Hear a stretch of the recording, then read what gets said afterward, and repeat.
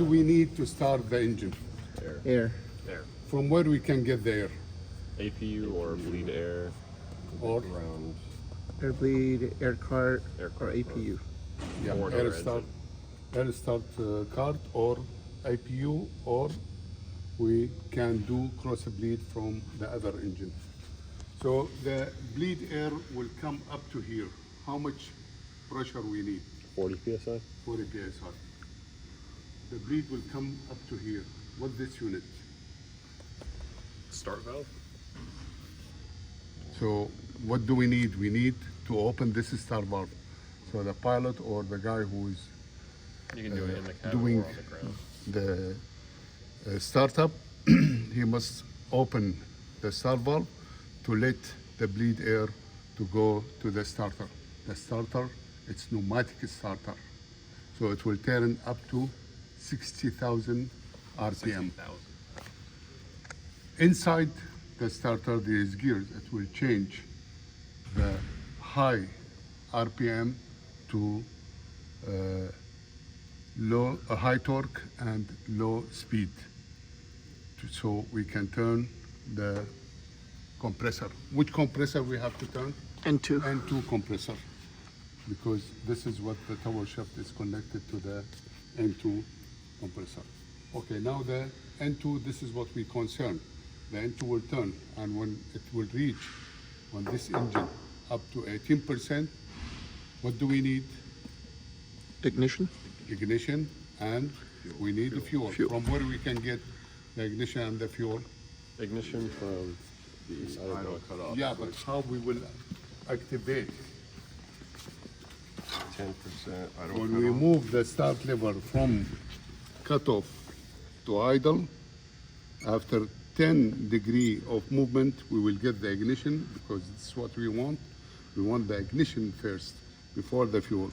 When we reach the end, we will open a shut-off valve inside the FCU, and this will let the fuel to go to the P&D valve, and the P&D valve will send the fuel to the manifold, and from the manifold up to the nozzles. Okay, now we watch the fuel flow, and we watch the EGT, because it's very important and critical. We don't want the EGT to rise to the red band. So at 40% of N2, what we should do? We close the valve, the SAR valve. And now, when the engine is stabilized at 40% of N2, we close the starter, so the starter will stop, and we have now the burning happening, because we have air, we have fuel, and we have ignition. So the burning was happening, the engine will ignite, and the gases will flow to the exhaust. And when it will flow to the exhaust, it will hit the turbine and rotate the turbine. The turbine will take some of this energy to rotate himself and to rotate the compressor.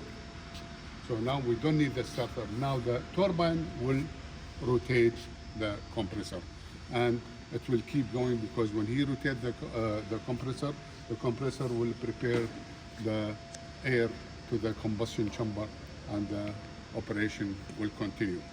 What if the start valve does not open? What we should do?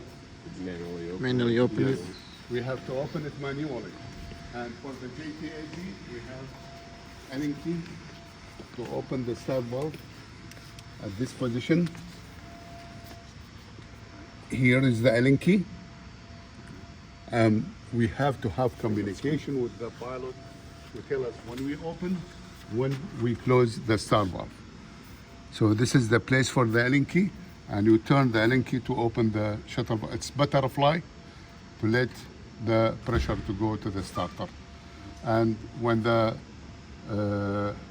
startup complete, the guy, whoever the pilot or the guy who's doing the engine run, he will tell us to close, and we close.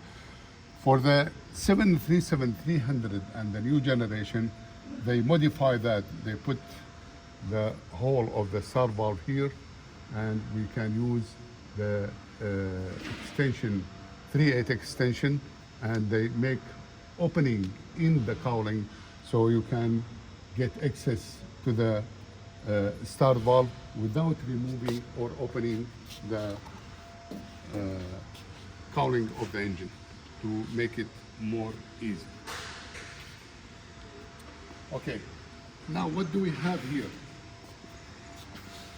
With this sensor, Temperature? TT2, it's for the temperature. It gives sensing to the FCU, and this, if we want to replace the FCU, we should replace the TT sensor with it because it has special liquid.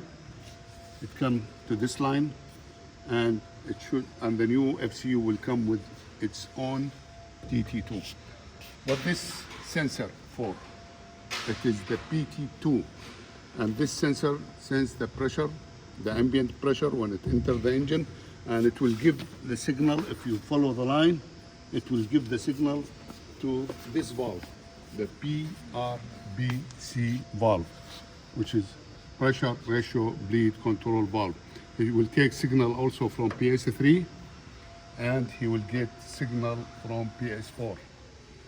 And this valve will protect us from the engine surge. When the pilot lands and he pulls the reverser, it will we will get too much pressure inside the compressor.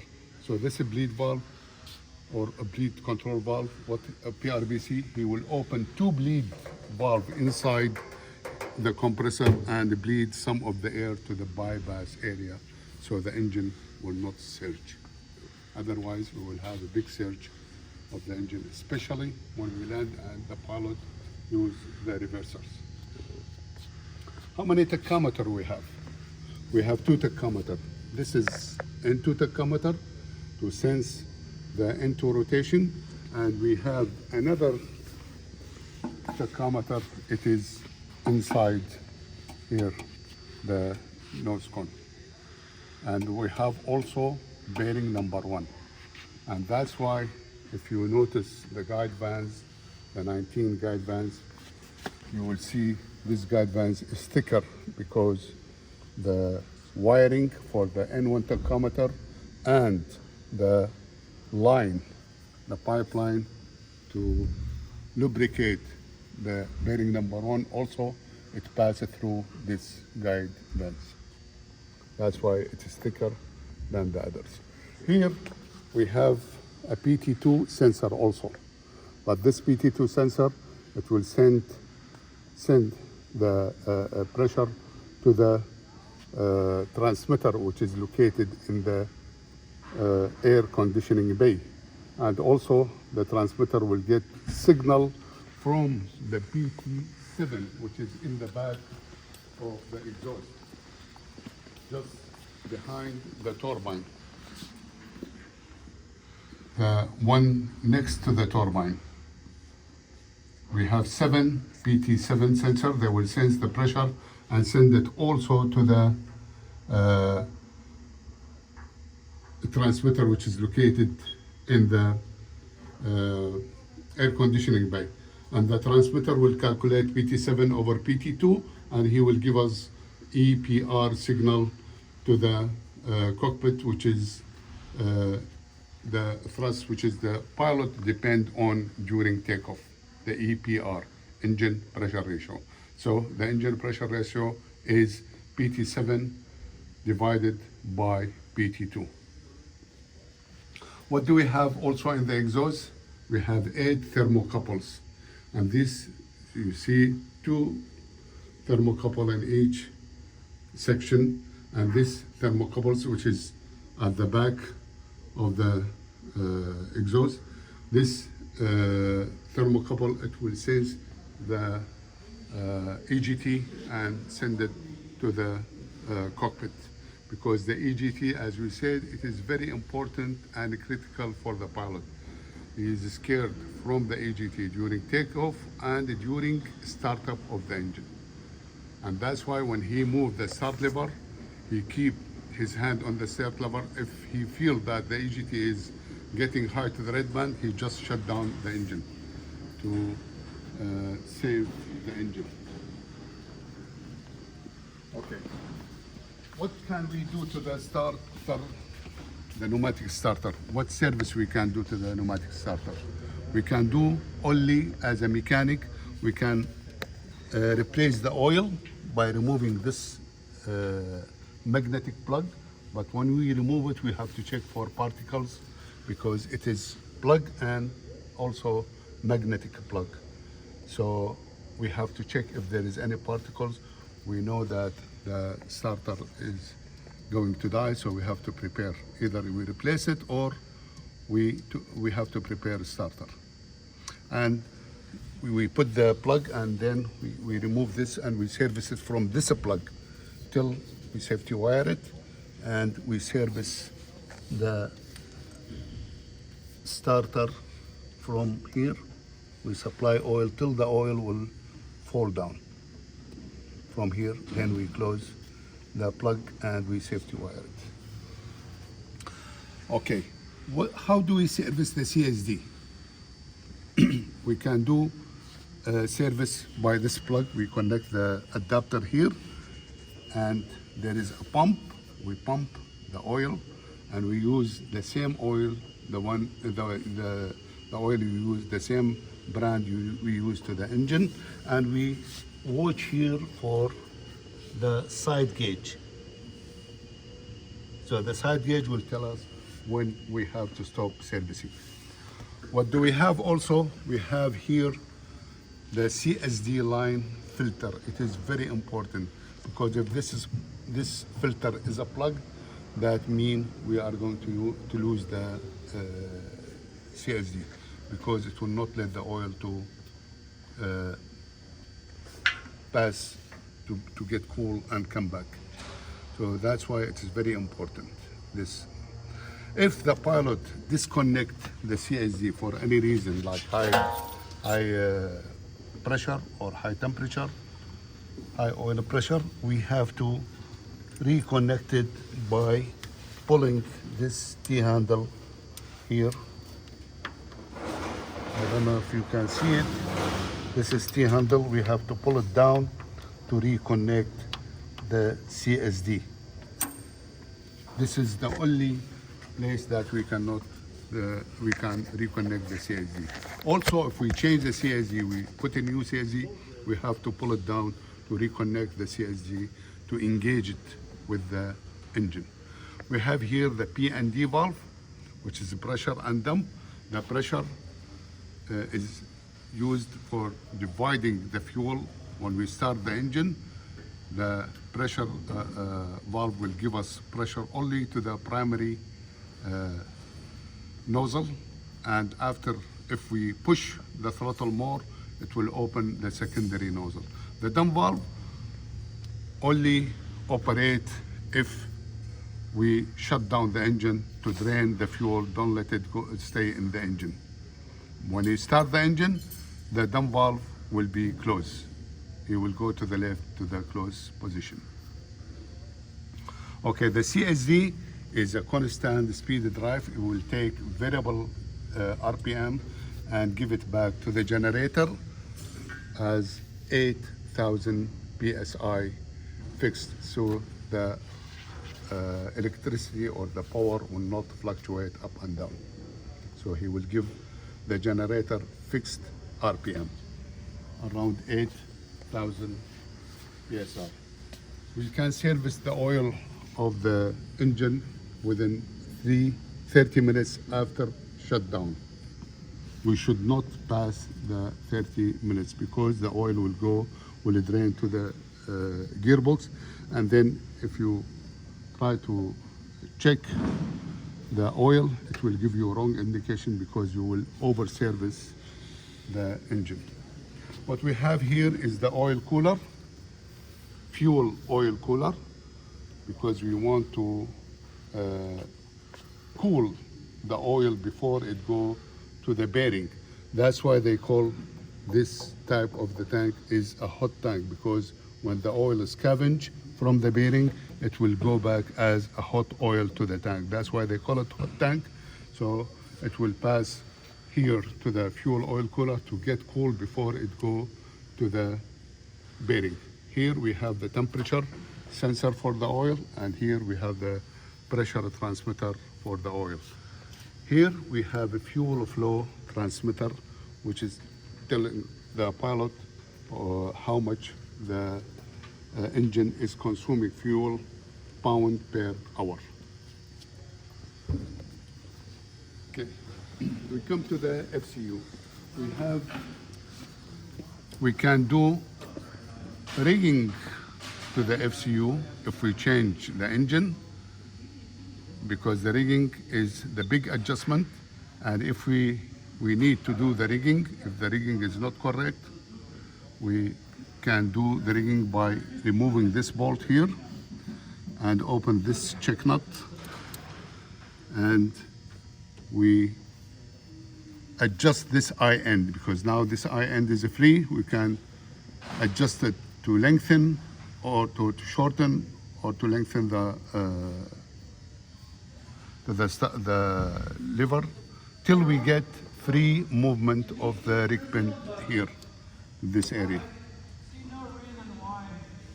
This is for the start.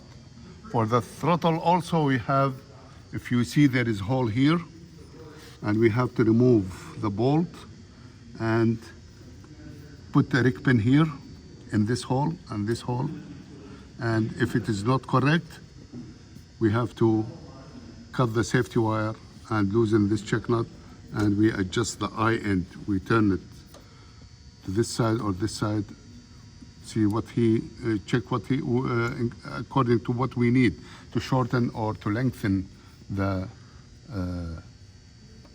rod. Trimming, before we do the trimming to the engine, and why we have to do trim, we have to do trim in case if we change the FCU, or if we change the engine, or if we change the exhaust, or if the pilot will report that he can get the thrust or the takeoff EPR, but the EGT is high. So after we check the EGT system and we try to engine wash, make compressor wash, if the EGT is still the same, we have to trim the FCU. That means the FCU out of a trim.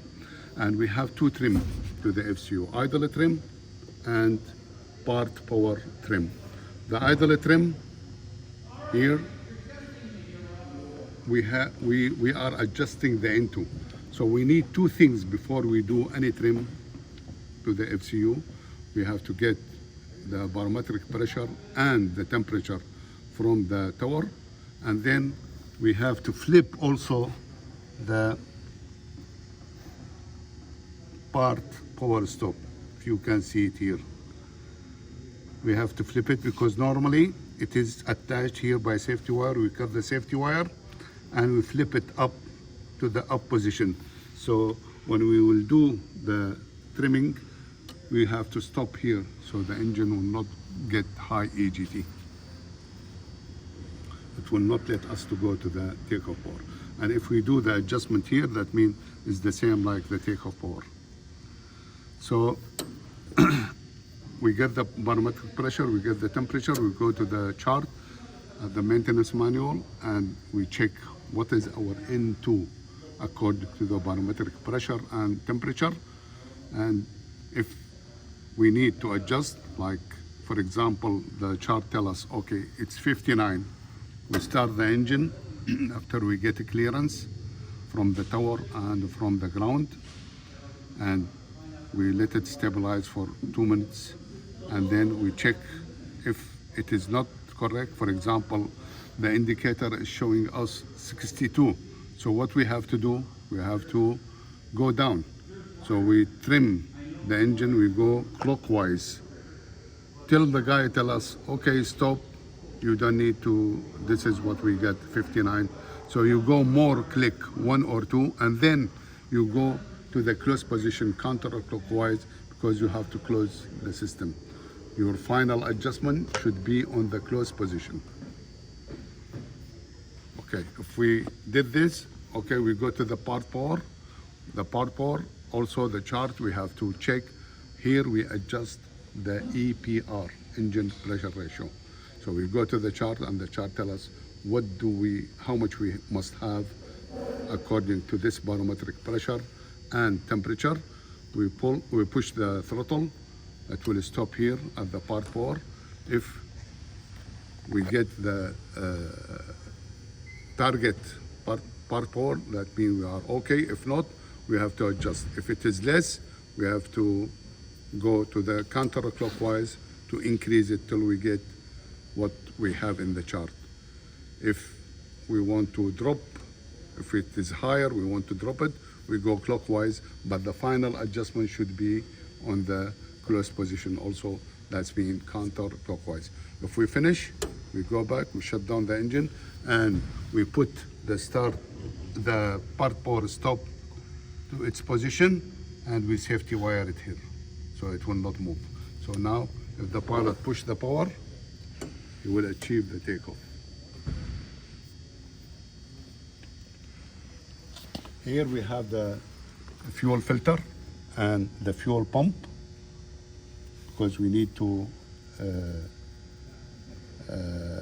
and the heater for the, because sometimes the fuel is crystallized. That's why the fuel that's why we pass the fuel to the fuel oil cooler, because we want to warm the oil and the fuel, sorry, and to cool down the oil.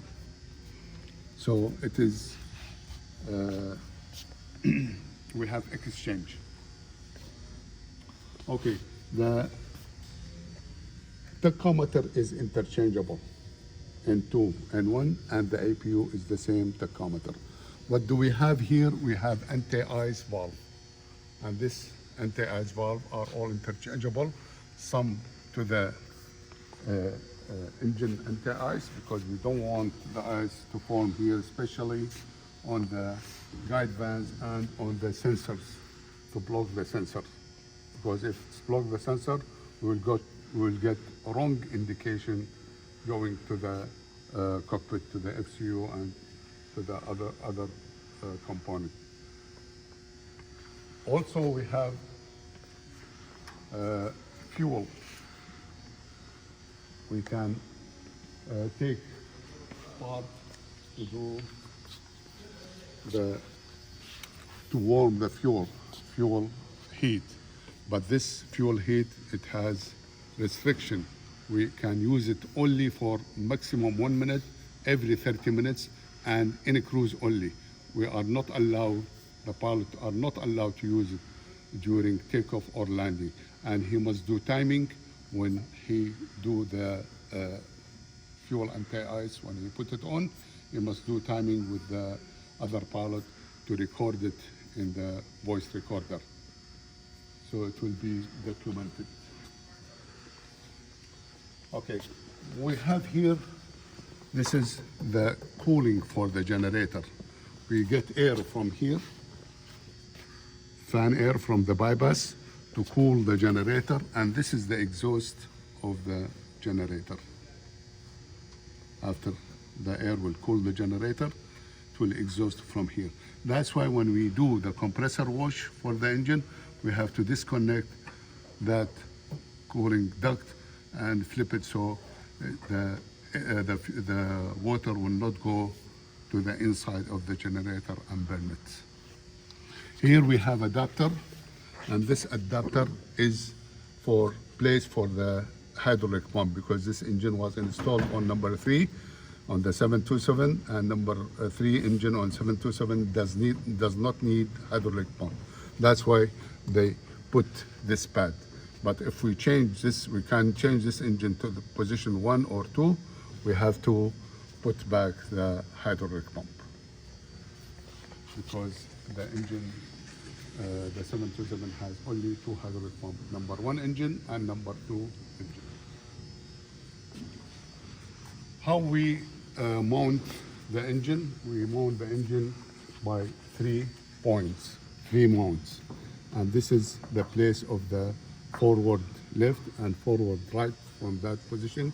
And at the rear we have only one bolt, one comb bolt in the center comb bolt. So we have a 3 point to hang the comb bolt, and this comb bolt is very important, and we have every time when we remove the engine, we have to send it for NDT, and we have to get certificate that nothing wrong with it. And even if we don't have the FAA request, that every 600 flying hours, we must remove this comb bolt, drop the engine just to remove the comb bolt, send it for NDT, and bring it back and hang it.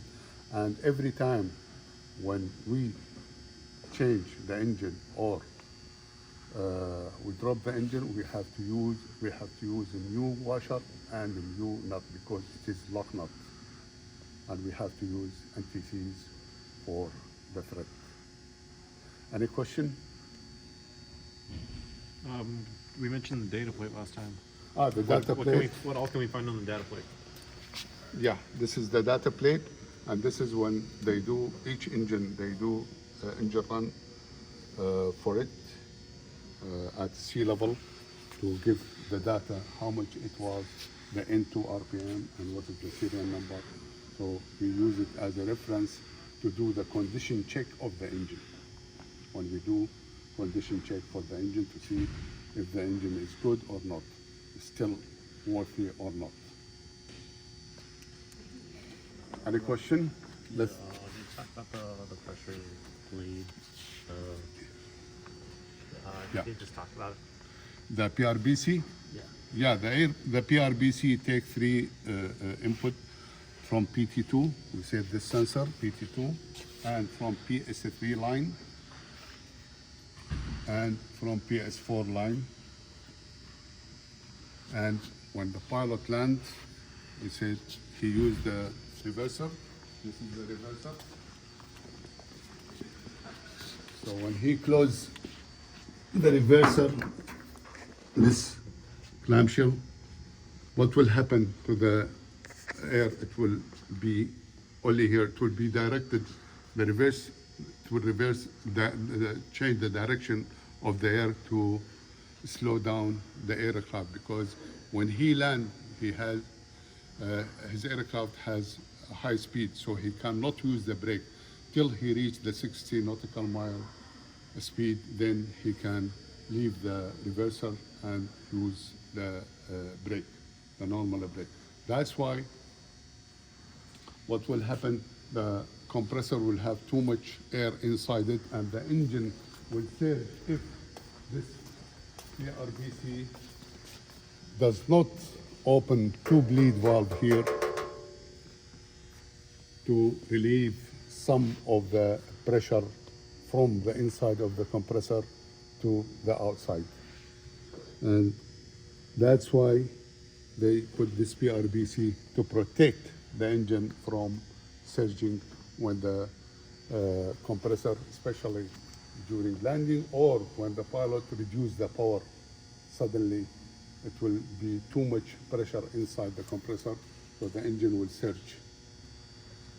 And we don't want the engine to surge. That's why they put this PRBC to control it, to bleed some of the compressed air at 8th stage, to bleed some of the air to the bypass area.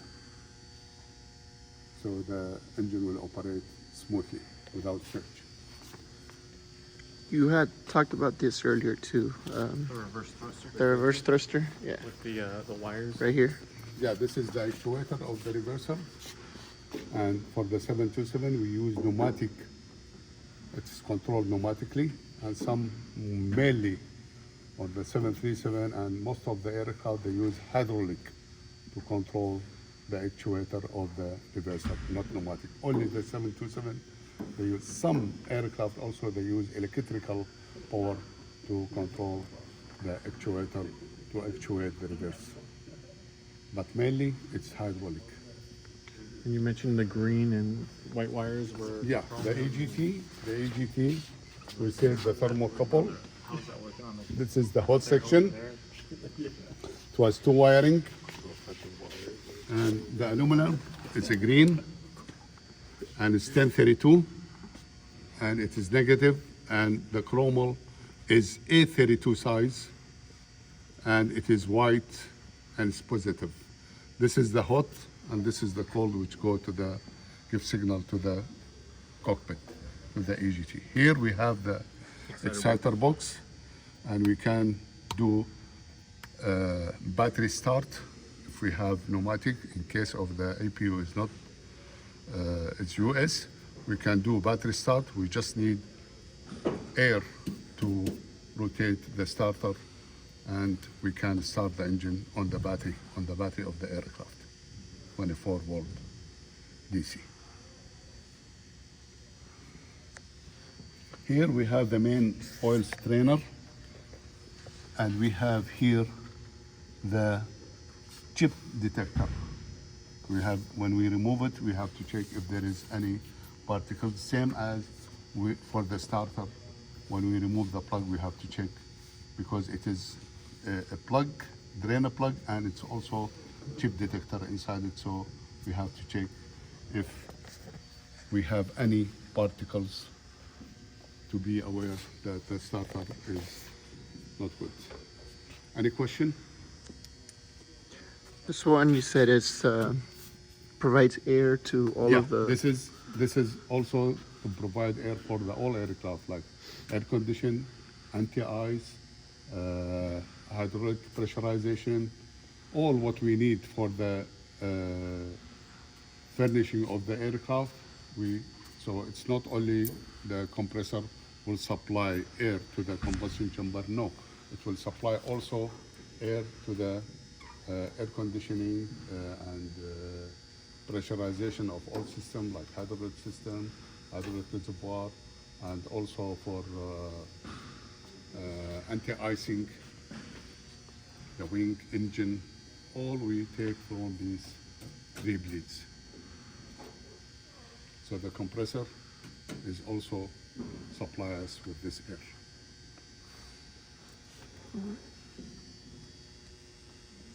Question? Okay.